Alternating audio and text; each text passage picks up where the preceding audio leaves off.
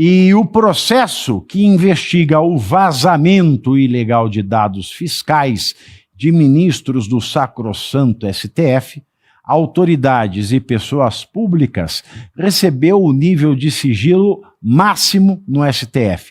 É igual a música de funk que recebe o nível 8 do CREA, não é?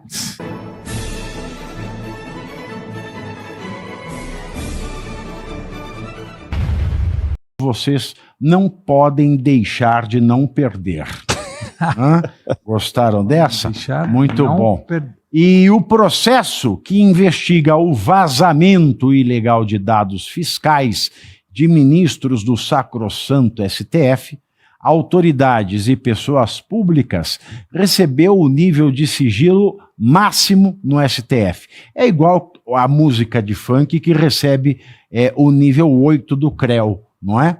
De acordo com o Supremo, o nível 4 de CREA, de sigilo, numa escala que começa em 0 para processos públicos, se deve à existência de informações sensíveis na Receita Federal e a COAF.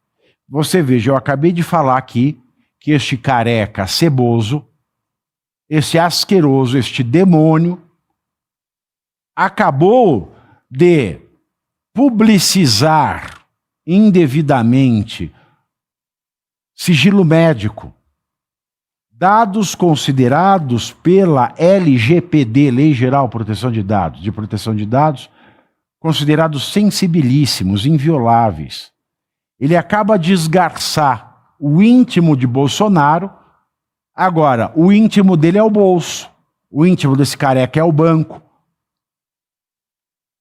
Quando o íntimo de alguém é o bolso, quando o íntimo de alguém é o banco, é o cofre, esse alguém não é um ser humano normal. É alguém que dá mais valor ao dinheiro do que à ética, do que à moral.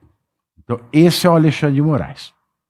A classificação impede até a indicação oficial do relator do caso no sistema do tribunal, mesmo sabendo que, neste caso específico, o responsável pelos autos é Alexandre de Moraes. Ou seja, a vítima é o responsável. Nesse processo, inclusive, Moraes determinou a prisão de um contador, Washington Travassos de Azevedo, por suspeita de participação do vazamento de dados. Em nota, o STF afirmou que Washington foi apontado pela Polícia Federal como um dos mandantes na cadeia de obtenção de dados fiscais protegidos por sigilo funcional. Agora, cabe saber também se essa Polícia Federal foi a Polícia Federal que ele nomeou no gabinete dele. Né? Vagabundo. Segundo o jornal O Globo, documentos do governo do Rio de Janeiro mostram que Washington Azevedo foi preso no último dia 13 de março no presídio José Frederico Marques. Na última quinta-feira, dia 19, a Secretaria Estadual de Administração Penitenciária comunicou que o contador estava apto a ser transferido para o complexo penitenciário de Jericinó, em Bangu.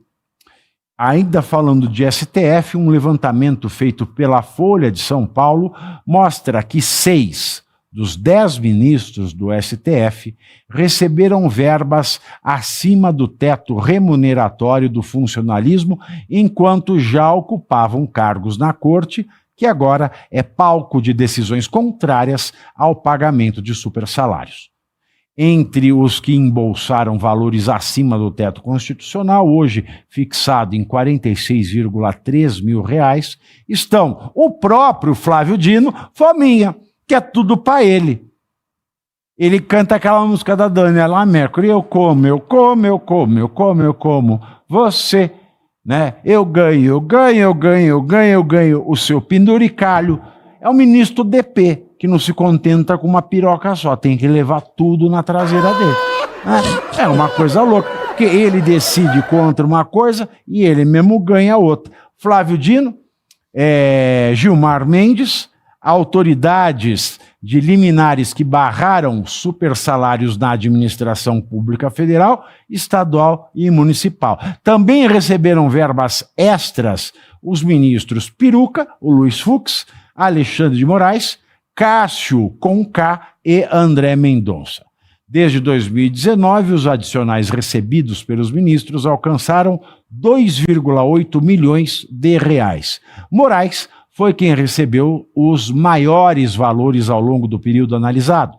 Entre 2019 e 2026, em 7 anos, Moraes recebeu ao todo mais de R$ 1 milhão líquidos do Ministério Público do Estado de São Paulo. Falando em STF, a condução do inquérito do Banco Master pelo Supremo e as suspeitas de que integrantes da corte teriam se beneficiado financeiramente da relação com o Vorcaro produziram um efeito negativo na imagem da instituição. Óbvio, uma pesquisa Atlas Intel mostrou que a maioria da população não confia nada no STF e avalia que os magistrados não julgam com imparcialidade e que há envolvimento direto de alguns deles no escândalo.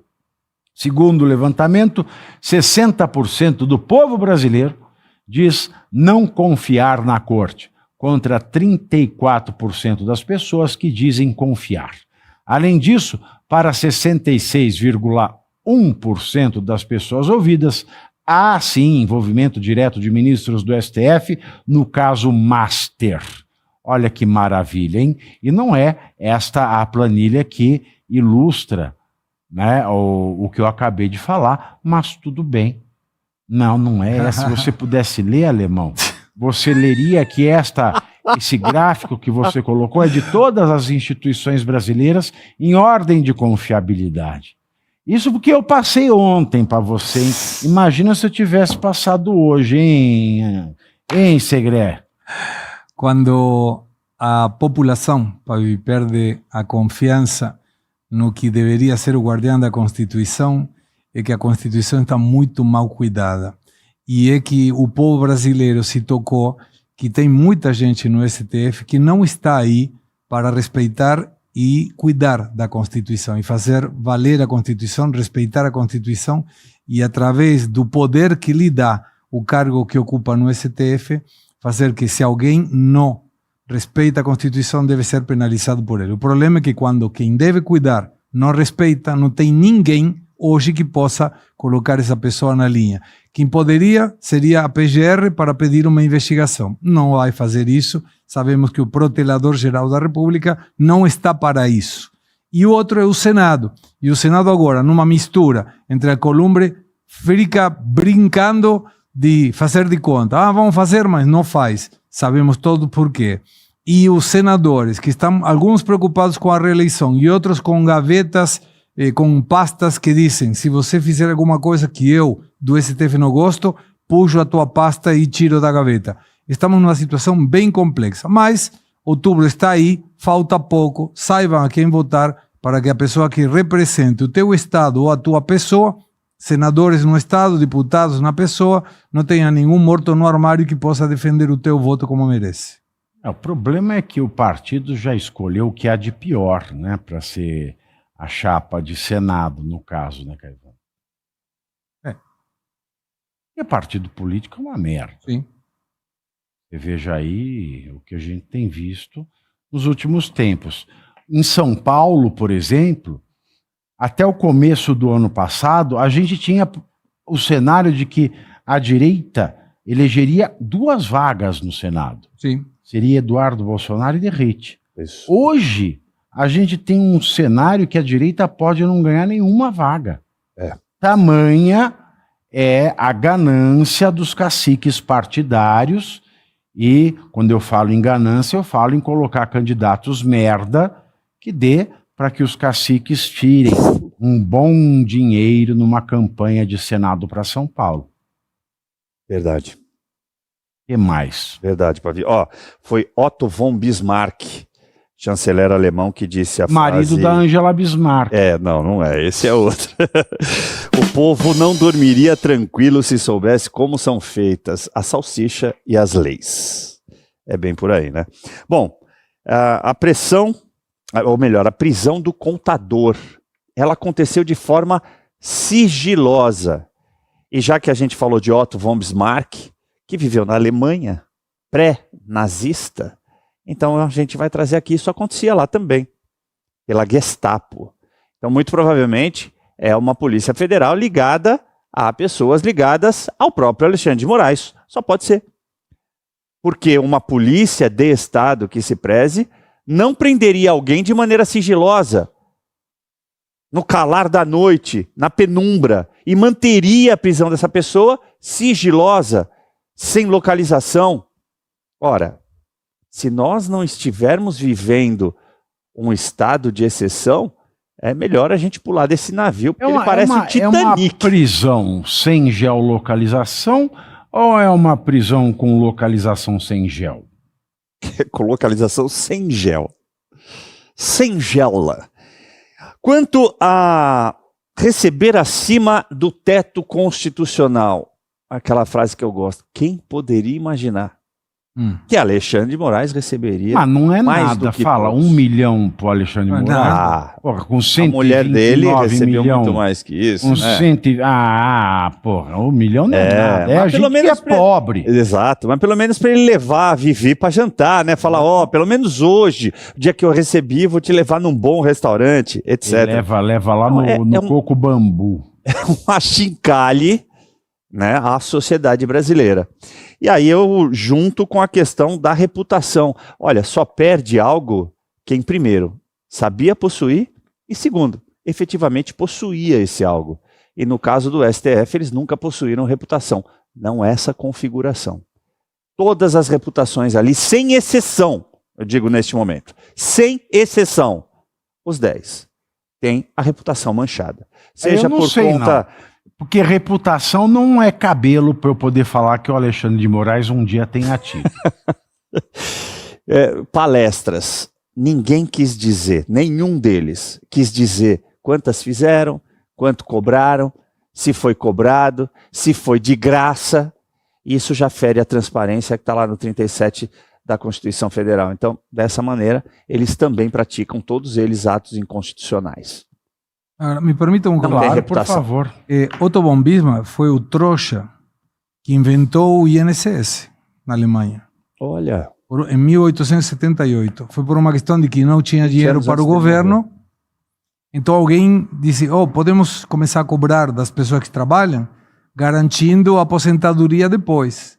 E a primeira idade para se aposentar em 1878, o Otto von Bismarck colocou em 70 anos. Aí qual era? Entrava dinheiro, até que o primeiro se aposente, era uma grana gigantesca para o Estado. Claro. E depois, quando começasse a se aposentar, já era dinheiro entrando. Então era um jogo interessante. Alguém veio e falou, Otto, ninguém está chegando aos 70 anos, todo mundo morre em 50, nessa época até menos. E aí modificaram para 60. E mesmo assim, 1878, o governo arrecadava e muita gente ficava de fora, precisamente porque faltava dinheiro no Estado. Então, olha as besteiras que o Otto von Bismarck fez. Olha, como dizia, você falou, né, de olhos, né, em riqueza, etc. e tal, 129 milhões, milhões nós que somos pobres. Eu gosto sempre de trazer aqui a frase do querido bisavô. Dizia o seguinte: devo à providência a graça de ser pobre. Sem bens que valham, por muito pouco estou preso à roda da fortuna, nem falta me fizeram nunca lugares rendosos, riquezas e ostentações. E para ganhar na modéstia a que me habituei e em que posso viver o pão de cada dia, não tenho de enredar-me na trama dos negócios ou em comprometedoras solidariedades. Isso é muito bonito. E aí você conclui que você é independente. Perfeito. Boa. Sou livre, né, nesse sentido. Exatamente. É livre. E aí você é independente. Bem. O presidente da CPMI do INSS, Carlos Viana,